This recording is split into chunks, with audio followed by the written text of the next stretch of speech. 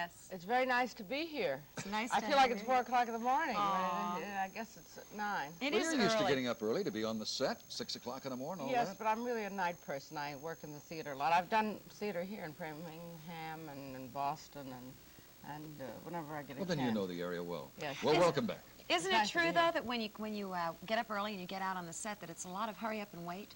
Don't you kind of have Not time anymore. to wake up? No? It used to be. They make films very quickly now. That leads me into a story I'll tell you about, which isn't in my book. I don't want to tell you stories in my book, because then nobody will buy the book. And it's called Shelley, also known as Shirley. That's the name of it. interesting. But I don't think it's in the book. During my wild and carefree youth, I had a lovely romance with John Ireland. And when I found out his divorce was getting final, I ran away and did a tour of the United States, because his wife handed me a list of things. One child went to a psychiatrist, one child went to an orthodontist, the other one did something else, and I was about 18 or 19. And so that scared me. You mean when you finally had him, you were frightened? Yes. Well, So let me just tell the end of the story. So when we were in Rome making pictures very quickly, Yeah.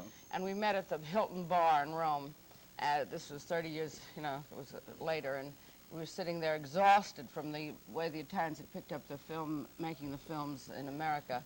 And I said, John, everybody's so free now. People have babies. They don't bother getting married. That we made a serious mistake. We should have at least had a baby. And he said, yes, as he cried into his martini. The only trouble is the baby would be 30 years old now. You left that story out, but you told just about everything else in here. Shelley, why did you write the book? Because I wanted to be mean. You mean? No. Have you heard from these people in here? No, it's very strange. All my interviewers, the women, love it. They love all this kiss and tell business, which it really isn't. I'm very circumspect, and there's nothing salacious in the book. I don't think. It's sort of romantic and glittery, the way love affairs used to be in the 50s and late 40s and even early 60s. It's gotten more, maybe there's more quantity, but there's less quality. But men seem very upset at the idea of revealing the names of past husbands and lovers. Well, but women like it. Now watch them get all upset. I'm not Go ahead. upset. What about the men in here that you talk about? Well, some of the men loved it and called me up and gave me funny stories. Marlon Brando called me and said, look, it's okay to put me in your book, but on a scale of 10, I want to be 10. You well, had I a want to talk to you romance. that house he lived in, though. Oh, that's unbelievable. Oh, there were a lot of And you actors went live to like dinner that. with him and kept your coat and hat on? Yeah, they had no dinner at his house. But, a lot of students in Boston live that way. I've been to Coldwater Flats in Boston where you kept your coat and hat and woolen underwear. It gets cold here.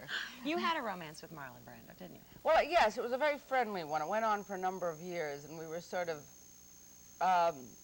in between love affairs, friendly lovers.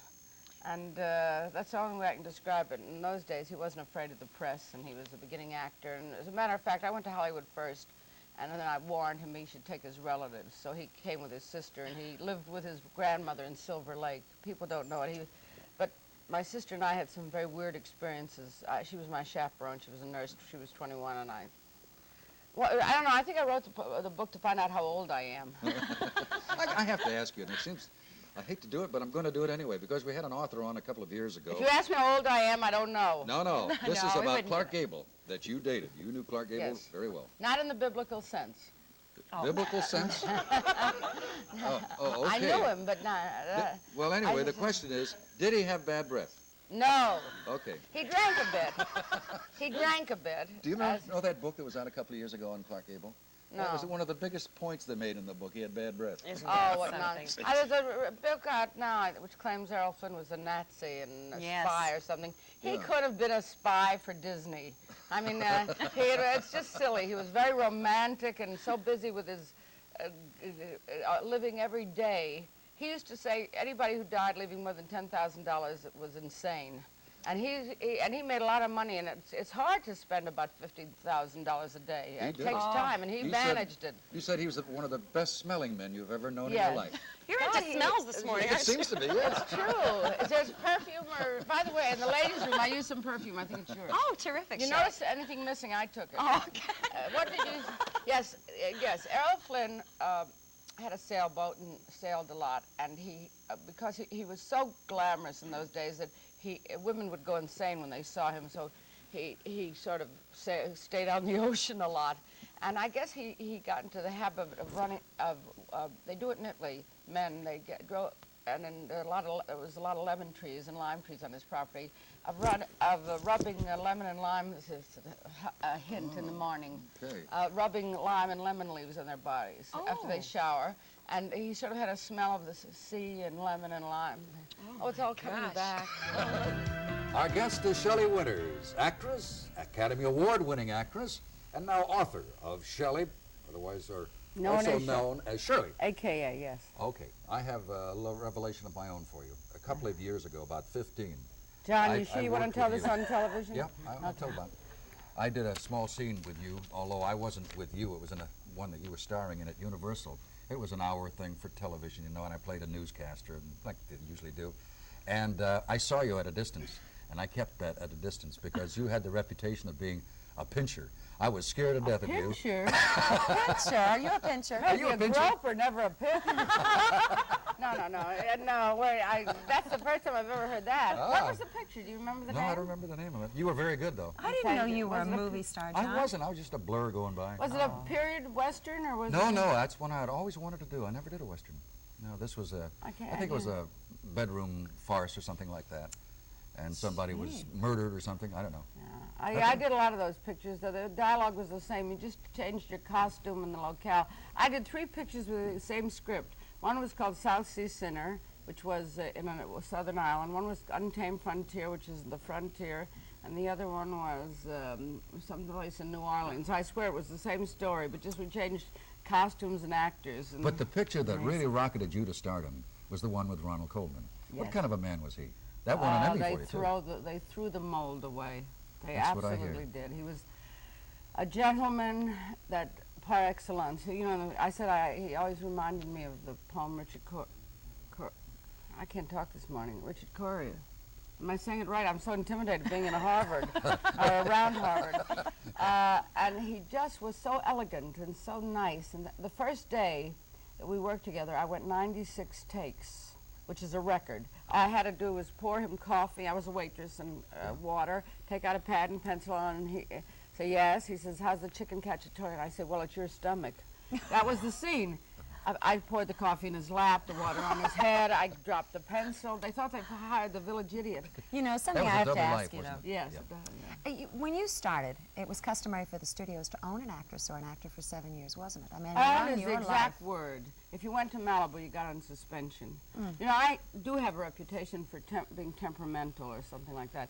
And that's only because the studio would discipline me with, if I refused a picture like Little Egypt or 9 Girls or one of those pictures, they would put out all these lousy stories about me.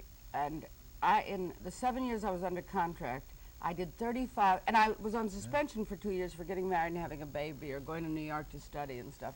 So I got paid 5 years in the 7.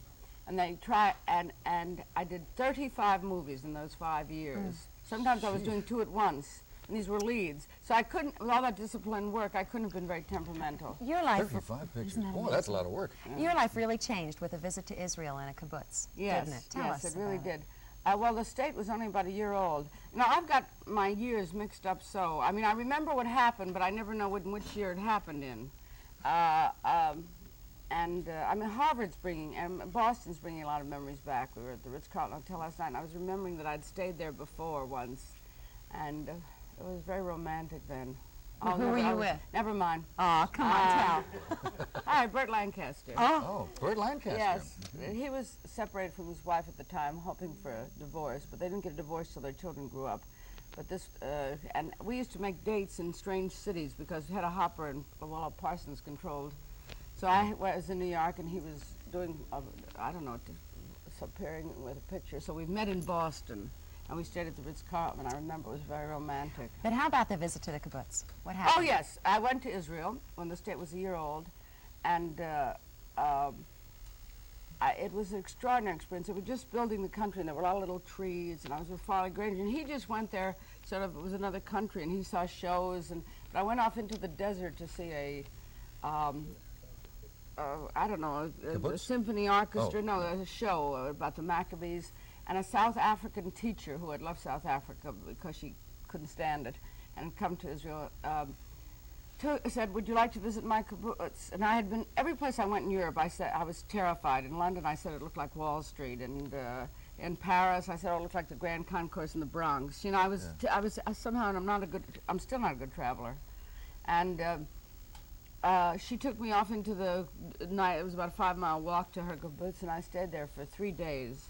And it was an extraordinary experience. And it was attacked while I was there. The people just came in. They had a concrete blockhouse, and we didn't know whether the Arabs were just practicing because they didn't have anything to do that day.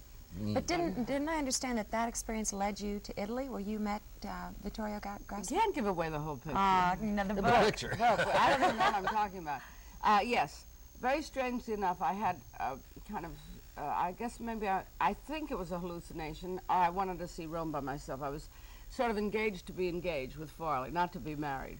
And I had bought a very expensive dress from Christian Dior, where Eva Peron was buying the whole line, and I felt very guilty.